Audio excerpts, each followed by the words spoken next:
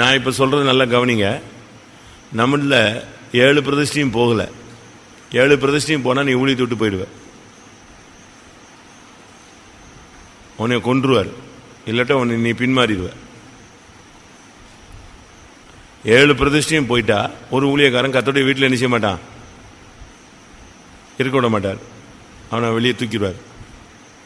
இதில் நமக்கு 1-2 போயிட்டு 1-2 புதுப்பிக்கப்பட்டு 1-2 போய் 1-2, அதனால வண்டி எங்கே ஓடுது?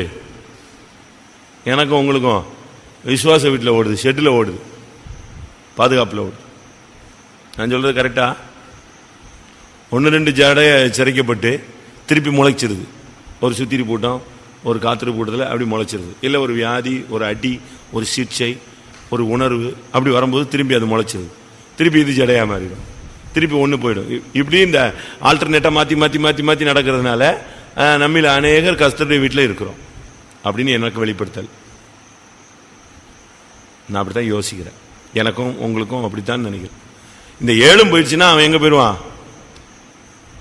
பரதேசி தான், கிளம்பிட வேண்டியதான். கர்த்தருடைய வீட்டில் அதுக்கப்புறம் அவனுக்கு என்ன செய்ய முடியாது.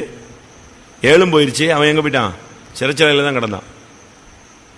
அவன் மறுபடி தன் தேசத்துக்கு போகல, சிறைச்சாலையில் தான் கிடந்தான், ரட்சகனாய் போகலை. அதனால் நம்ம பிரதிஷ்டைலாம் எப்படி இருக்கு? இது ஒரு ஸ்டடி. சமயம் வைத்தான் நான் பிரசங்கம் பண்ணுறேன். நம்ம பிரதிஷ்டைலாம் எப்படி இருக்கு? அம்மா அப்பாவுக்காக நம்ம என்ன செய்கிறோம்? பரிதவிக்கிறோம் இல்லையா? வீட்டுக்காரங்களை குறித்த ஒரு பரிதவிப்பு. 7வது பிரதிஷ்டை, மரணமடைந்த தன் தகப்பனாலாகிலும் தாயினாலாகிலும் சகோதரனாலாகிலும் சகோதரியினாலாகிலும் தன்னை தீட்டுப்படுத்தலாகாது. அப்போ தாய், தகப்பன், சகோதரன் அப்படிங்கிறவங்களுக்காக நம்ம துக்கப்பட்டாலே, வேதனைப்பட்டாலே, சஞ்சலப்பட்டாலே, இல்லாவிட்டு அந்த பாசம், பந்தம், பிணைப்பு, இணைப்பு, அவங்க சோமுலன்னு நீ 3 நாள் இங்கே சாப்பிடாம இங்கே படுத்து கிடந்தினாலே எது போயிடுச்சு? அம்மா சோமுலன்னு 3 நாள் ஃபாஸ்டிங் எடுக்கிறிய, நீ விசிட்டிங் போன ஒரு வீட்டில் போய் சோமுலன்னு சொல்லி அதுக்கு ஃபாஸ்டிங் எடுத்தியான்னு கேட்பார்லா? தேவசித்தம் செய்கிற இவர்கள் தான் என்னுடைய தாயும் என்னுடைய தகப்பனுன்னு சொன்னார்ல, இவங்களுக்காக ஃபாஸ்டிங் எடுத்தியான்னு கேட்பார்லா?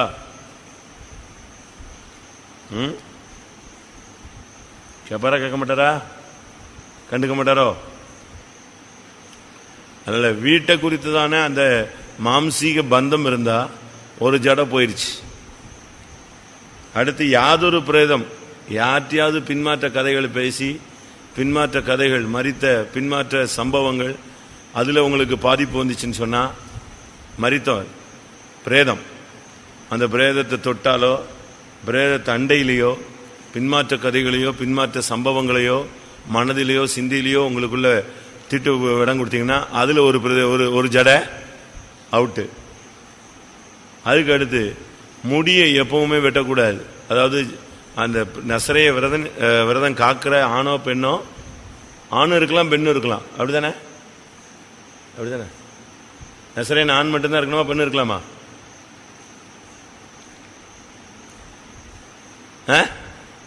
நசரேய விரதம் பெண்ணு தான் இருக்கணுமா, ஆண் தான் இருக்கணுமா? ஆண்கள் தான் இருக்கணும், சரிதானா? எங்க வாசி? அதான் அதை வாசி, அதைத்தான் கேட்குறேன். 2ஆம் வசனத்திலேயே இது தெளிவாக இருக்கு இல்லையா? அப்போ ஆணும் பெண்ணும், அப்போ 2 பேருமே முடிய வளர்க்கணும். வளர்க்கணுங்கிறதுடைய சரியான அர்த்தம் என்னன்னா, ஒவ்வொரு நாளும் பிரதிஷ்டையிலேயே முன்னேறிக்கிட்டே தான் இருக்கணும். ஒவ்வொரு நாளும் அதுதான் பிரதிஷ்டை. தலைமுடி தான் பிரதிஷ்டை, ஜடை, அது வளர்ந்துக்கிட்டே இருக்கணும். பிரதிஷ்டை குறைஞ்சே போகக்கூடாது. ஒவ்வொரு நாளும் பிரதிஷ்டையில் நீங்கள் டெவலப் பண்ணிகிட்டே தான் இருக்கணும். பரிசுத்தம் உள்ளவன், அது என்ன அர்த்தம்? அது என்ன வசனம்? அதனுடைய அர்த்தம் என்ன? பாவம் செய்யறவன் இன்னும் பாவம் செய்யட்டும், அவன் போட்டோம். பரிசுத்தம் தான் ஃபைனல். அதுல இருந்து இன்னும் பரிசுத்தம்னா, அதாவது அதுல நிலைத்திருப்பது, இன்னும் வளர்ச்சி அடைவது. அதே போல முடி வளரணுங்கிறது இன்னும் பிரதிஷ்டை கூட்டிகிட்டே தான் போகணும். ரட்சிக்கப்பட்ட புதுசுல நமக்கு இருந்ததை விட இன்னும் நீங்க பிரதிஷ்டையில தீவிரமா இருக்கணும். அதுக்கு அடுத்து பரிசுத்தமா இருக்கணும். அவன் தன் கர்த்தருக்கென்று விரதம் காக்கும் காலம் நிறைவேறும் அளவும் எப்படிதான் இருக்கணும்? பரிசுத்தம். பழைய ஏற்பாட்டில் பரிசுத்தம் செயலில், புதிய ஏற்பாட்டு பரிசுத்தங்கிறது சிந்தையில், எண்ணங்கள், நினைவு, தோற்றம், உணர்வு, வாஞ்சை, விருப்பம், பார்வை, பேச்சு, எல்லாத்திலையுமே பரிசுத்தம். அதுக்கு அடுத்து சவரன் கத்தியே படக்கூடாது. சவரகன் கத்தி உன் தலையில் படவே கூடாது. பிரதிஷ்டையை எப்பவுமே நீ நஷ்டப்பட அனுமதிக்கவே கூடாது. அக்காவுக்காக, ஆட்டுக்குட்டிக்காக, அண்ணனுக்காக, தம்பிக்காக, அப்பாவுக்காக, ஊழியத்துக்காக, ஜீவியத்துக்காகலாம் எதுக்குமே உன்னுடைய பிரதிஷ்டையில் சவரகன் கத்தி நீயும் வைக்க விடக்கூடாது. நீயும் வைக்கக்கூடாது, மற்றவனும் என்ன செய்யக்கூடாது, வைக்க விடக்கூடாது. உங்க பிரதிஷ்டை உன்னை சுத்தவனாக தூக்கம் வருதில் இருக்கும். 11 மணிக்கு மூஞ்சி சரியில்லையா ஒருத்தருக்கும், அப்படி செத்து போன மாதிரி இருக்கக்கூடாது. ஊழியக்காரர் கொடுத்துக்காக ஜெபிக்க தான் வந்திருக்கிறோம். நான் ஸ்டடி கொடுக்க வரல, சும்மா பிரதிஷ்டைக்காக சொன்னேன். இதெல்லாம் கேட்காத பிரசங்கமா? ஒரு சிலர்லாம் இந்த வசனம் குறிக்க மாட்டாங்க. அவங்களாம் மிஞ்சின பரிசுத்தவான்கள், வசனத்தை எழுதி வச்சுக்க மாட்டாங்க. நாளைக்கு ஒரு வாழ்க்கையில் ஒரு ஊழியத்தில் ஒரு பரிதபிக்கக்கூடிய ஒரு நிலவரம் வரும்போது எது கிடைக்காது? வார்த்தை தான் தேவனாக இருந்தது, வார்த்தை தேவனிடத்தில் இருந்தது, அந்த வார்த்தை தேவனாக இருந்தது, அந்த வார்த்தை ஜீவனாக இருந்தது, அந்த வார்த்தை ஒளியாக வந்தது. அதனால் வசனத்தை அப்பப்போ கேட்ச் பண்ணிக்கிட்டே இருக்கணும். இல்லைன்னா இருதயத்திலேயாவது எழுதி வைக்கணும், நோட் பண்ணிக்கிட்டே இருக்கணும். காலேஜ் ஸ்டூடெண்ட்ஸ் மாதிரி இருந்துக்கிட்டு தோற்று பெறக்கூடாது. உன் ஜீவியத்தில் நஷ்டமே வரக்கூடாது. சவரகன் கத்தி பற்றவே கூடாது. பட்டுடுச்சுனாலே முடிஞ்சிச்சு. ஒரு ட்ரிப் வச்சுட்டாலே போதும், உன் பலன் போயிடும். ஒரு பெரிய டேங்கில் ஒரு ஓட்டையை போட்டு விட்ட கேஸ் தான், மொத்தமும் போயிடும் கொஞ்ச நேரத்தில். அதுக்கு அடுத்து 5 சொன்னா நான் கீழே இருந்து மேலே வந்துகிட்டே இருக்கேன். அடுத்து மதுபானம், அடுத்து திராட்சை ரசம், அப்படிதானே? நான் கீழே இருந்து மேலே வந்தேன். அது நமக்கு எல்லாருக்கும் தெரியும். நீதிமொழிகள் 20:1-2க்கும் அர்த்தம் இருக்கு. ஆசி நீதிமொழி 20:1.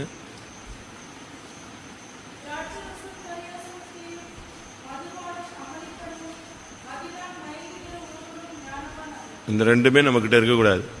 ஆனால் நம்ம ரொம்ப பரியாசம் பண்ணுறோம் இல்லையா? பயங்கர ஜோக்கர்ஸாக இருப்பாங்க. ஒரு சிலர்லாம் சும்மா அடி ஆள் வீட்டில் இருந்தாலே போதும், ஃபைத்தம்னு இல்லை, எங்கனாலும் கலகலப்பாக இருக்கும். பரியாசத்தின் ஆவி இருக்கா? ஆவில் நிரம்புறத பரியாசம் பண்ணுறது, அந்நிய பாஷை பேசுகிறத பரியாசம் பண்ணுறது, பிரசங்கம் பண்ணுறத பரியாசம் பண்ணுறது, பாட்டு பாடுறத பரியாசம் பண்ணுறது, சாட்சி சொல்கிறத பரியாசம். நானும் அப்படி இருந்தேன் ஒரு காலத்தில். நானும் வந்த புதுசில் பெந்திகாசில் வந்துட்டு வீட்டுக்கு போனால் நான், எனக்கு 2 அக்கா உண்டு, உட்காந்து ஒரே இவன் அப்படி சொன்னான், இவன் இப்படி சொன்னான், அவன் இப்படி சொன்னான். அது ஒரு ஆவி. அது திராட்சை ரசம் பரியாசம், பரியாசம் பண்றோம்.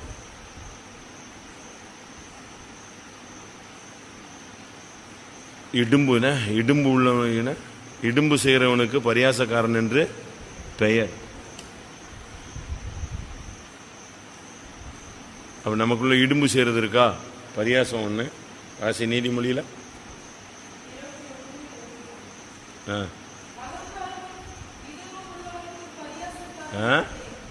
நல்லா வாசி. அகங்காரமும் பரியாசம் அங்க 2 இருக்கு பாருங்க. அகங்காரம், 2வது இடும்பு பண்றது. இடும்புன்னா சேட்டை, பயங்கர ஒருத்தனை வம்புழுக்கிறது. அகங்காரமும் இடும்பு, இதெல்லாம் பரியாசம், பரியாசத்தினுடைய ஒரு போர்ஷன். அடுத்து மதுபானம் அமளி பண்ணும். அமளி பண்றது, அமளின்னு என்ன?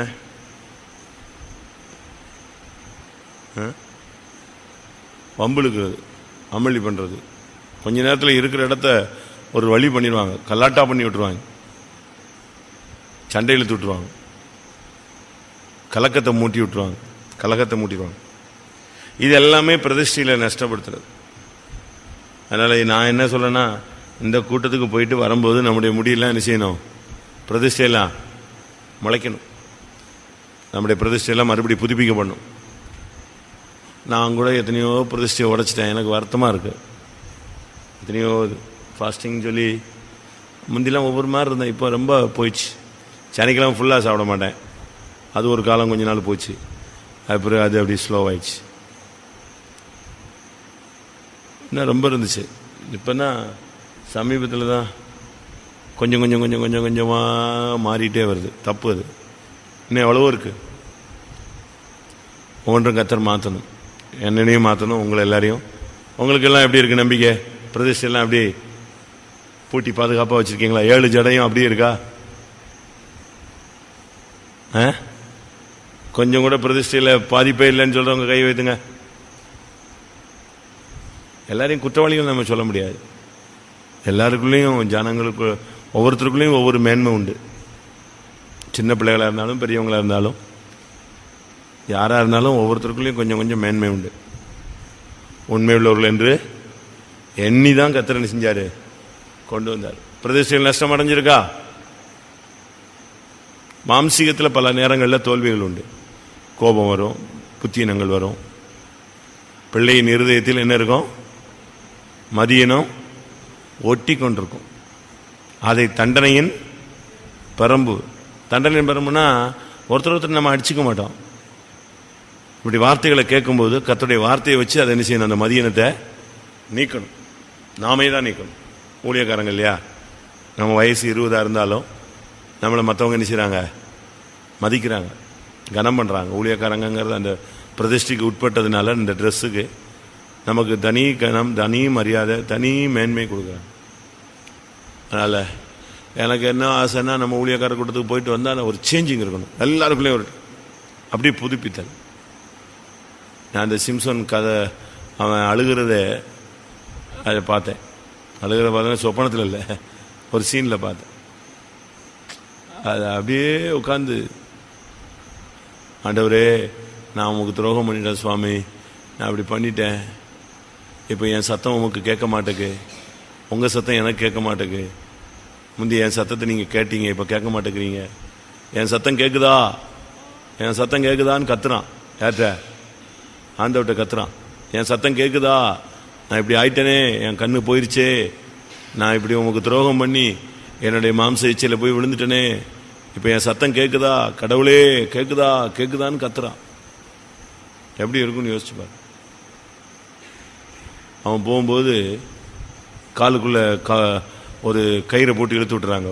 பொத்துன்னு குப்புற விழுறான். ஏன்னா அவனுக்கு கண்ணு என்ன செய்யாது, தெரியாது. எப்படி இருக்கும்? அதனால் பிரதிஷ்டை தான் நமக்கு லைஃப். ஜோம் பண்ணும்.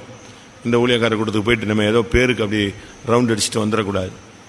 எல்லாருக்கும் ஒரு பிரதிஷ்டை புதுப்பிக்கப்படணும். எல்லாருடைய அந்த ஜடையும் மறுபடியும் முளைக்கட்டும். அது ஜடையாகிறதுக்கு கொஞ்சம் நாள் ஆகலாம், ஆனால் முளைச்சிட்டாலே போதும், அந்த பலன் வந்துடும். கர்த்தர் இரக்கம் செஞ்சிருவார்.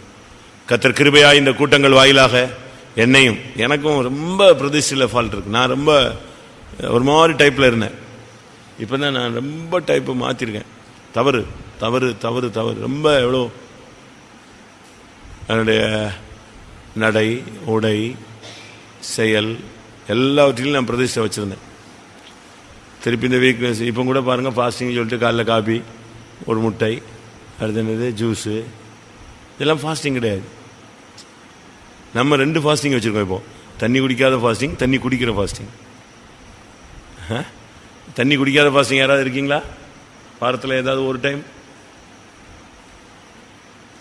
ஹலோ, எங்கே இருக்கான் பாரு. தண்ணி குடிக்காத ஃபாஸ்டிங் வாரத்தில் ஒரு ட்ரிப்பு யாராவது இருக்கீங்களா? ஒரு தரம். அந்த வாரத்தில் 2 தரம் உபவாசம் எடுக்கிறேன்னு யார் சொன்னா? பரிசேயன் சொன்னா. வாரத்தில் ஒரு தரம் தண்ணி குடிக்காத ஃபாஸ்டிங் யாராவது இருக்கிறோம்? நான் குறை சொல்லலை, என்னையும் சேர்த்து தான் சொல்கிறேன். நம்ம அதை அப்படி ஒமிட் பண்ணிட்டோம், தள்ளிட்டோம். நம்ம புக்கை விட்டு எடுத்தாச்சு. இப்போ நம்ம ஃபாஸ்டிங்கில் எப்படி? சொல்லுங்கள், சும்மா சொல்லுங்கள். உங்களுக்கு இப்போ நீங்கள் என்ன சாப்பிட்றீங்கன்னு எனக்கு தெரியாதுல்ல. உள்ள என்னத்தையும் ஒழிச்சு கிழிச்சு வச்சு சாப்பிட்றீங்க. அப்படியா? சொல்லுங்க. நிச்சயமாக காஃபி குடிக்காமல் இருக்க மாட்டீங்க. காஃபி குடிச்சிருவீங்களா? 6 மணிக்கோ 7 மணிக்கோ ஒன்று கொண்டு வந்து கொடுப்பாங்க. என்னடா பண்ணுறதுன்னு ஒன்று தூக்கிட்டு வருவாங்க, ஒரு கப்பை. திருப்பி 9 மணிக்கு காஃபியா? ஃபாஸ்டிங் இருக்கு அன்னைக்கு. சனிக்கிழமை காலையில் 9 மணிக்கு என்னது? காலையில் ஒரே காஃபி தானா? ஏன் அது பிறகு காஃபியை கொடுக்க ரேஷன் கிடையாது, ரேஷன் தவிர்க்கப்படுகிறது. டெய்லி புதன்கிழமை எதுக்கு 9 மணிக்கு என்ன காஃபி இல்லையா? காபி தூள் காலியாடும் இல்லை? நீங்கள் எல்லாருமே குடிக்கிறது இல்லையா? தீவிர பிரதிஷ்டியா? சரி, கூட்டம் முடிச்சு சோறு தான். சரி, இடையில எவ்வளோ தண்ணி குடிக்கிறோம்? பசிக்கு ஏற்ற மாதிரி குடிச்சுக்கிறது. நம்ம பிரதிஷ்டைகள், நம்முடைய பிரதிஷ்டைகள் எல்லாமே சும்மா அப்படி ஃபார்மாலிட்டிஸாகவே வந்துருச்சு. 40 நாள்லாம் நம்ம ஃபாஸ்டிங் இருந்தோன்னே மோசே எப்படியோ திரும்பி வந்துட்டான். நம்ம அடக்கத்துக்கு போயிட்டு இருப்போம். மோசே 40 நாள் புசியாமலும் குடியாமலும் இருந்தான். திரும்ப எங்கே வந்துட்டான்? ரிட்டர்ன் ஆகி வந்துட்டான். நம்ம வருவோம், ஜெபம் பண்ணுவோம். எப்படி ஆயினும் நம்முடைய பிரதிஷ்டைகள் முளைச்சிடணும், மறுபடியும் முளைச்சிடணும். முளைச்சிருமா? உங்களுக்கு ஏதாவது உணர்வு இருக்கா? இருதயம் குத்துதா? பிரதிஷ்டை உடைச்சிட்டோமேன்னு வேதனை இருக்கா? வேதனை இருக்கா? வேதனை இருக்கா? நான்லாம் ஃபீல் பண்ணுறேங்க. உங்களுக்கு எப்படியே தெரில. உங்களுடைய தனித்தனி அது அவங்க ஆத்மாவுக்கு அவங்க தான் உத்தரவாதி. அதனால் நமக்கு எல்லாருடைய பிரதிஷ்டையும் புதுப்பிக்கப்பட்டு திரும்பி வரத்தக்கதாக கர்த்தர் நம்மோடு, அன்னைக்கு சிம்சோனோடு இடைப்பட்ட தேவன் நம்மோடு இடைப்பட முடியாக மறுபடியும் ஒரு விஷயம் நம்முடைய பிரதிஷ்டைகள் முளைக்கத்தக்கதாக கர்த்தர் உதவி செய்ய முடியாது. ஜெபம் பண்ணுவோம். ஆண்டவரே, ஏசப்பா, எங்களை தாழ்த்துகிறோம் சுவாமி. எத்தனையோ விதங்களில் கர்த்தாவே எங்களுடைய ஜடைகள் சிறைக்கப்பட்ட நிலவரத்தில் இருக்கிறோம். எங்களுடைய பிரதிஷ்டைகள் நொறுக்கப்பட்ட நிலவரத்தில் இருக்கிறோம் சுவாமி. எத்தனையோ தோல்விகளுக்கு மத்தியில் கர்த்தாவே நாங்கள் காணப்படுகிறோம். அறிந்தோ அறியாமலோ புத்தீனத்திலேயோ கர்த்தாவே எத்தனையோ பிரதிஷ்டைகள் நஷ்டமாயிருச்சு சுவாமி.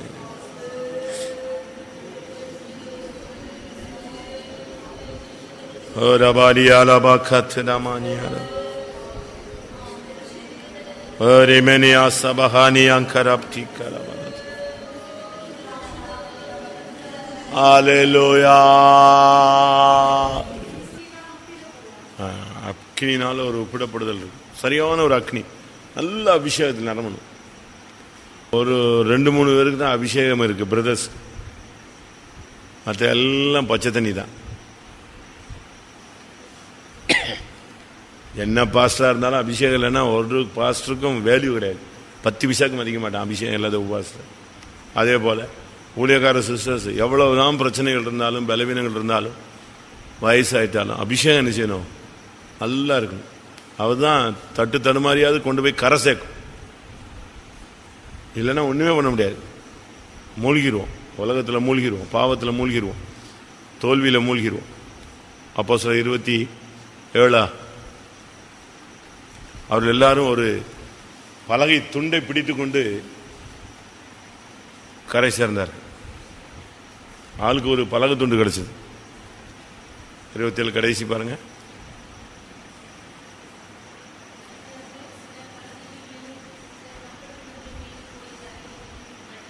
பார்த்தீங்களா? எல்லாருக்கும் ஆளுக்கு ஒரு, அவன் சொல்றான், ஏதாவது ஒரு பலகை துண்டை பிடிச்சிட்டு போய் கரை சேரு. அதுதான் அபிஷேகம் இல்லாமல் நீ கரை சேர முடியாதே.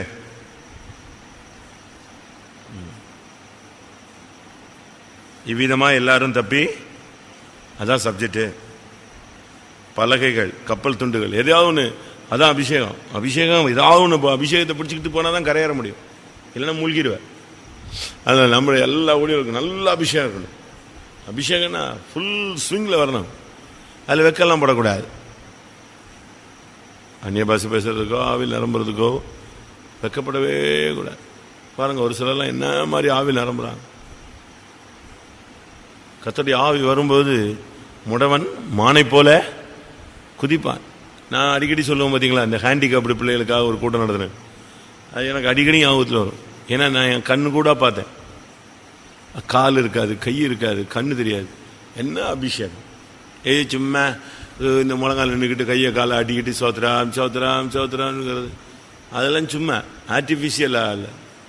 ஆவியானவர் வரும்பொழுது மெய் மறத்தல், தன்னிலை மறத்தல், பக்தி பரவசமா அவாடு போகும்.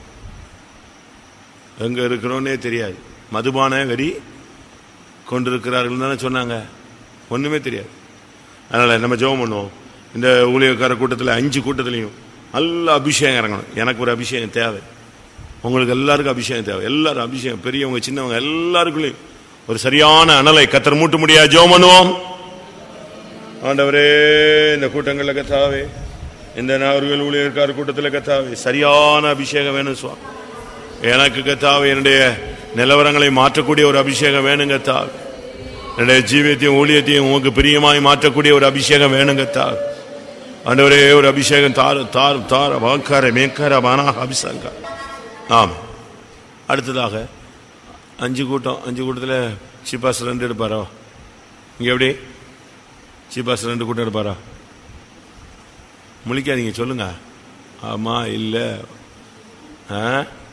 3 மிச்ச கூட்டம். இந்த 5 கூட்டமும் நடத்துகிற பரிசுத்தவாங்களுக்கு நல்ல சுகபலன் ஆரோக்கியத்தை கொடுக்கணும். நல்லா சூப்பர் தாட்டுகள் வரணும். ஊழியக்காரங்க அதாவது ஒரே பிரசங்கம் தான் 1 hour தான் இருக்கும், இல்லை 1.5 மணி நேரம் தான் இருக்கும். ஆனால் அங்கே இருக்கிற 400 ஊழியக்காரங்களுக்கு என்ன இருக்கணும்? அது டச்சாக இருக்கணும். ஏதாவது ஒரு வார்த்தை போய் தொட்டா போதும், கிளியர் ஆயிடுவான், உட்காந்துருவான், அழுதுருவான், ஒப்பு கொடுத்துருவான். கொஞ்சம் கொஞ்சமாக அவனுக்குள்ள அந்த விதை முளைக்கும், தானாக முளைக்கும். ஊழியக்கார கூட்டம் முடிஞ்சு அவங்கவுங்க சபைகளுக்கு போன பிறகு கூட அந்த வசனம் அவனை விட்டு போகாது. சாமுவேல்கிட்ட கர்த்தர் சொல்லிட்டு சொன்னார், இந்த வசனம் 2 காதுல கேட்குற வேண்டிய காதில் என்ன செய்யும்? ஒழிச்சிக்கிட்டே இருக்கும். போன பிறகு கூட இந்த சத்தம் வந்துக்கிட்டே இருக்கும். ஆசிங்க 1 சாமுவேல் 3ஆம் அதிகாரமா?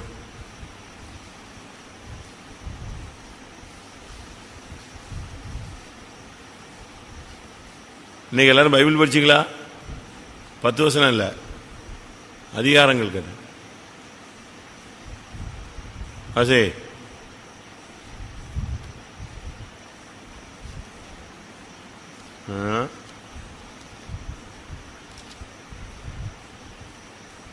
மூணு 11 இது கூட தெரியாதா? இவ்வளவு நேரம் எல்லாரும் பைபிள் என்ன எங்க பாத்தீங்க? 2ஆம் அதிகாரம் 3ஆம் அதிகாரம் சொன்னல. வாசி.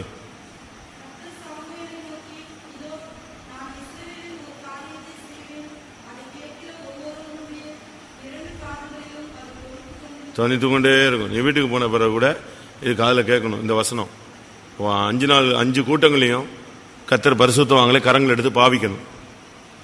அவங்களுக்கு நல்ல சுகம் கொடுக்கணும், நல்ல வெளிப்படுத்தல் கொடுக்கணும், நல்ல ஒரு அபிஷேகம் கொடுக்கணும், வார்த்தை கொடுக்கணும், வாக்கு வல்லமை தரணும்.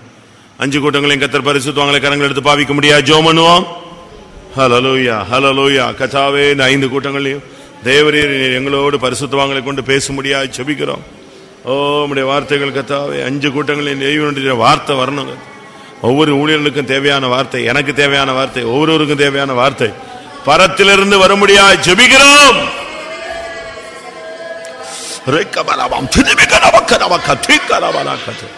தெய்வம் பேசுமையா, வார்த்தைகள் உம்மிடத்திலிருந்து வரட்டும், பரத்திலிருந்து ஜெயம் வருமே. அடுத்தது ஊழியக்காரங்க போயிட்டு சும்மா வந்துடக்கூடாது. ஒரு சிலர் ஊழியக்கார கூட்டம் முடிஞ்ச உடனே தான் பெட்டி தூக்குவாங்க. ஊழியக்கார கூட்டம் முடிஞ்ச உடனே ஒரு குரூப் என்ன செய்யும்? பின்மாறும், பெட்டி தூக்கிட்டு போவோம். அப்படி இருக்கக்கூடாது. காரணம் என்னன்னா, அந்த ஊழியக்கார கூட்டம் அவங்களுக்கு ஒரு ஜட்ஜ்மெண்ட் மாதிரி என்ன செய்யுது? மாறுது. அப்படி இருக்கக்கூடாது.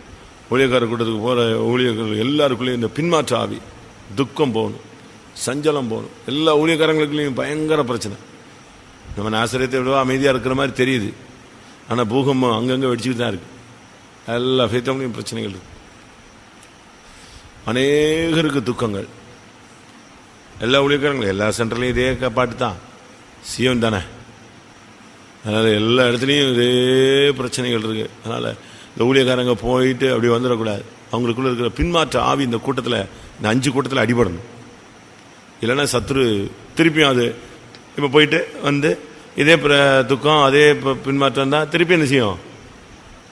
பழைய குருடி கதவை திரடி தான், பழைய அதே லெவல் தான். அதில் என்ன மாற்றம் இல்லை. அப்போ இவங்கெல்லாம் அங்கே கொண்டு போய் அவங்கள வேனு பஸ்ஸு காருன்னு பிடிச்சி கொண்டு போய் விட்டுட்டு திருப்பி கொண்டு வந்து பிரயோஜனம் இல்லை. மாற்றம் இல்லாத தன்மைகள் அப்படி இருக்கக்கூடாது. அது தப்பு. இந்த தோவைக்கு பைபிளில் படிச்சிங்கன்னா, தோவைக்குன்னு ஒருத்தர் தான். எங்கே இருந்தான்? தோவைக்கு அப்படின்னு ஒருத்தர் தான், தெரியுமா? சொல்லுங்க தம்பி, தோவைக்கு எங்க இருந்தான்? நீ சொல்லு. தோவேக்குன்னு ஒருத்தர் இருந்தான். ஃபர்ஸ்ட் லைனு தோவேக்கு தெரியுமா? சரி, செகண்ட் லைன் தாவீதே. சொல்லு சொல்லு. அங்க ஒருத்தன் உட்காந்துருந்தான். அங்க ஒருத்தர் இருந்தான். அவன் தான் யாரு? தோவேக்கு. அவன் தாவீது போறதுக்கு முன்னாலேயும் அவன் ப்ராப்ளம் தான், போன பிறகும் அவன் தான் ப்ராப்ளம். தோவேக் தெரியுமா? அவன் அங்கே இருந்தான். அதுக்கு பைபிள் சொல்லுது அவன் தடை பண்ணப்பட்டு இருந்தான் அப்படின்னு. வாசிங்க 1 சாமுவேல் 27.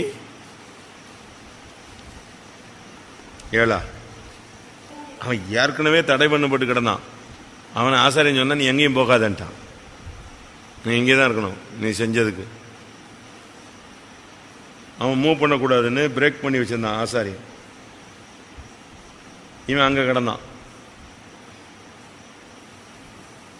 ஏற்கனவே அவனுக்கு பிரச்சனை.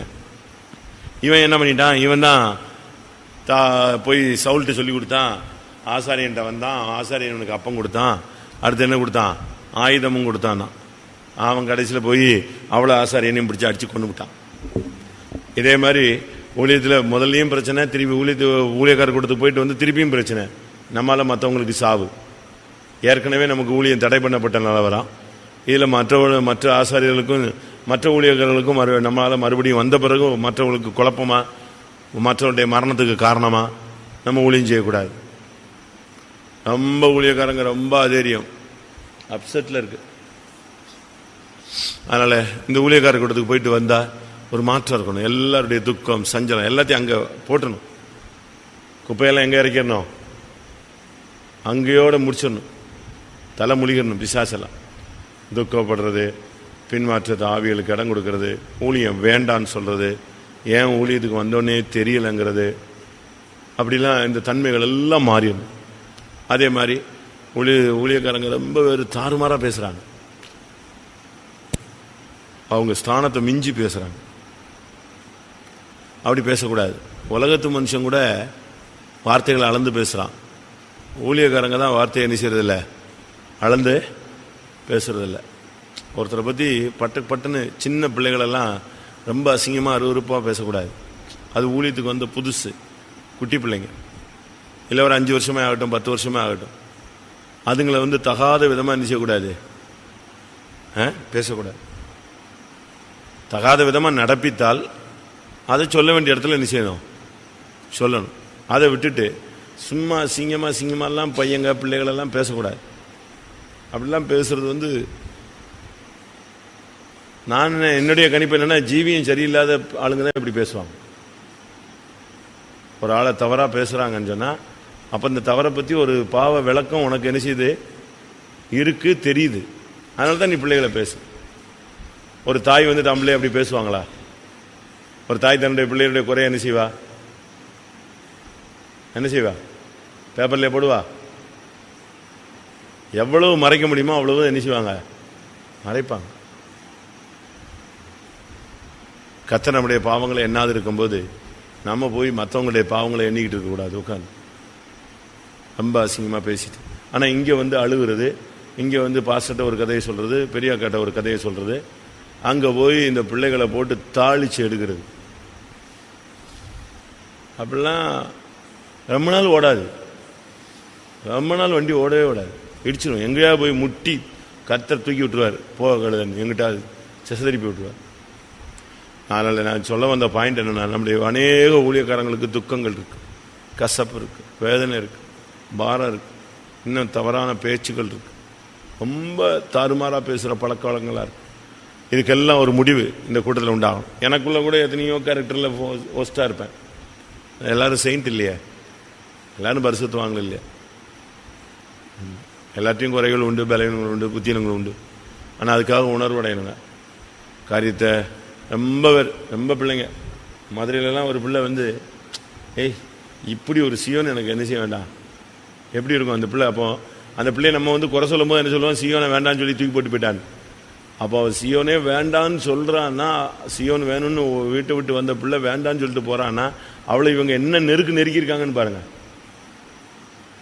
அந்த சியோனின் தரிசனத்தையே புடுங்கிட்டா இந்த மூபதி. அந்த பிள்ளைகிட்ட இருந்து எதை புடுங்கியாச்சு? புரியுதா சொல்ல பாயிண்ட்? கேக்குதா? அந்த சின்ன பிள்ளைக்குள்ள இருக்கிற சியோனின் மகிமையான தரிசனத்தையே வேட்டு வச்சுட்டாங்க, சுத்தமா பிடிங்காச்சு.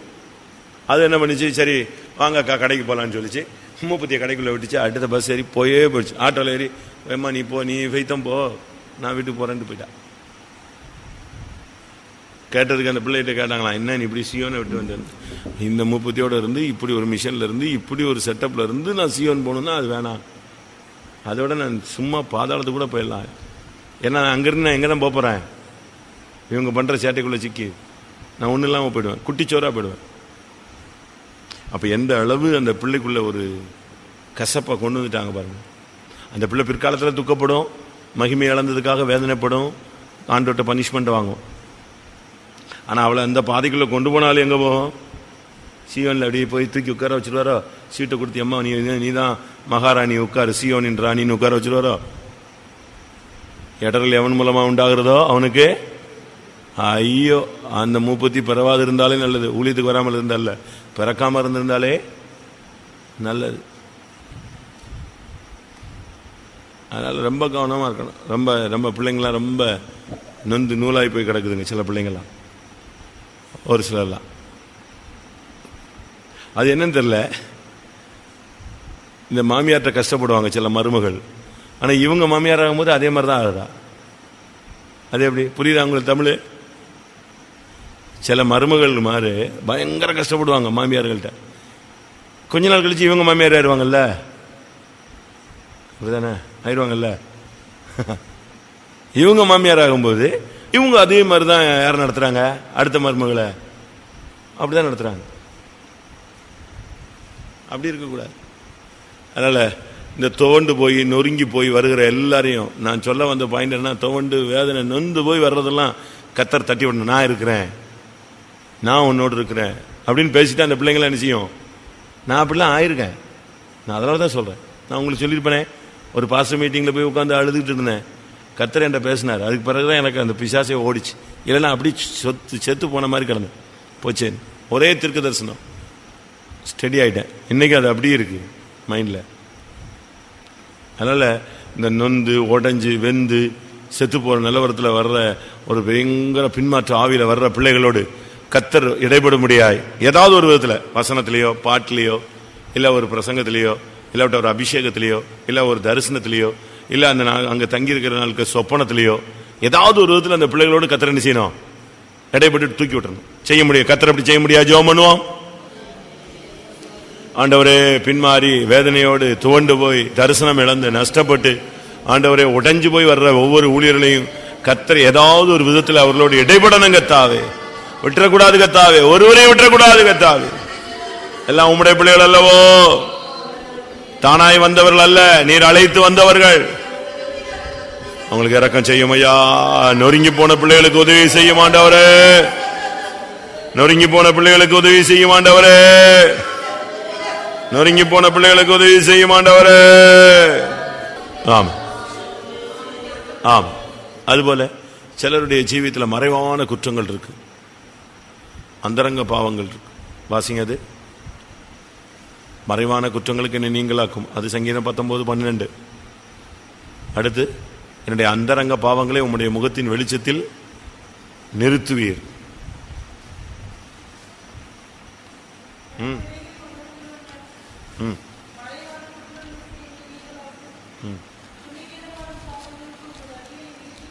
மறைவான குற்றங்கள் இல்லையா? 90 சங்கீதம் 8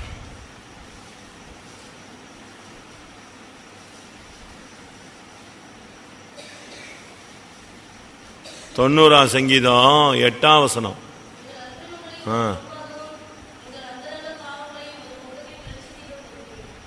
எங்கள் அந்தரங்க பாவங்களை உமது முகத்தின் வெளிச்சத்திலும் நிறுத்தினீர். அந்தரங்க பாவம்.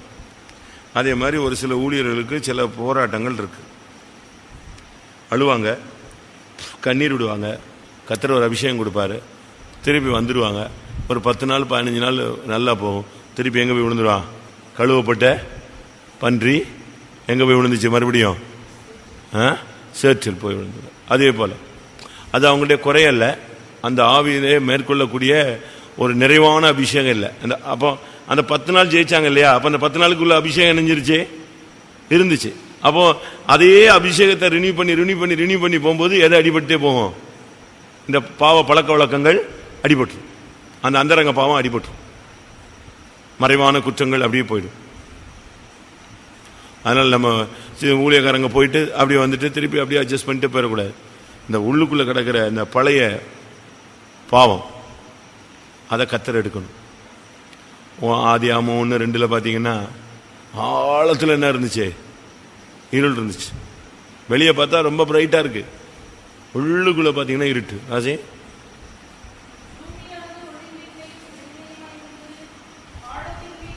ஆழத்தின் மேல இருந்துருந்துச்சு. ஆழத்தில் போய் உள்ள கிடக்கும். அதனால வெளியே பார்த்தீங்கன்னா ரொம்ப நல்லவங்களா தெரியுமாங்க. நான் என்னைய பார்த்தா பரிசுத்தவான்மை அப்படிதான் தெரியும். ஆனால் ஒவ்வொருவருக்குள்ளேயும் ஒரு பர்சனல் லைஃப், நாணயத்தின் 2வது பக்கம் ஒன்று இருக்கு. அதுபோல் ஒவ்வொருவருக்குள்ளேயும் சின்ன சின்ன சின்ன சின்ன இருக்கும். சின்னதாக இருக்கலாம், பெருசாக இருக்கலாம். எதுவாக இருந்தாலும் இந்த கூட்டங்கள் வாயிலாக அந்த வல்லமைக்கு ஒரு முடிவு உண்டாக்க முடியாது. ஜெபம் பண்ணுவோம். கர்த்தாவே, அந்தரங்க பாவங்களுக்கு ஒரு முடிவு உண்டாகணும் சுவாமி. மறைவான குற்றங்களுக்கு அது துணிகரமாய் வராத அளவுல கர்த்தாவே அதுக்குள்ள ஒரு முடிவு உண்டாக்க முடியாது. ஜெபிக்கிறேங்க. ஓ ரபக்கனே சங்கரமேன ஹலிசனமானி அங்கர திபியானா பாலா இயேசுவின் நாமத்தில் திபினாமானா கடா தீகாபானா திசமானா ஹருக்கரே. சோதர எல்லாருக்குள்ளே ஒரு புதுப்பித்தல தேவன் இரக்கமாய் கட்டளிட முடியாது. ஸ்தோத்திரம் பண்ணுவோம். வியாதியாய் பலவீனமா இருக்கிற ஊழியர்களை சுகமாக்க முடியாது. ஸ்தோத்திரம் பண்ணுவோம். இந்த இரவுக்குரிய ஜெபாவி தர முடியாது. ஸ்தோத்திரம் பண்ணுவோம். இந்த இரவெல்லாம் பரிசுத்தவான்கள் ஊழியர்கள் விசுவாசிகளை பாதுகாக்க முடியாது. ஸ்தோத்திரம் பண்ணுவோம். எல்லா சூழ்நிலையிலும் நம்முடைய பிரதிஷ்டைகளை காத்துக்கொள்ள உதவி செய்ய முடியாது. ஸ்தோத்திரம் பண்ணுவோம். காலையில் இருந்து கர்த்தரின் நாமத்தை மையப்படுத்த உதவி செய்ய முடியாது. ஸ்தோத்திரம் பண்ணுவோம். தேவ சித்தத்தின் மத்தியில் வைத்துக் கொள்ள முடியாது. ஸ்தோத்திரம் பண்ணுவோம். எப்பொழுது வந்தாலும் அவரை சந்திக்க உதவி செய்ய முடியாது. ஸ்தோத்திரம் பண்ணுவோம். ஸ்தோத்திரா.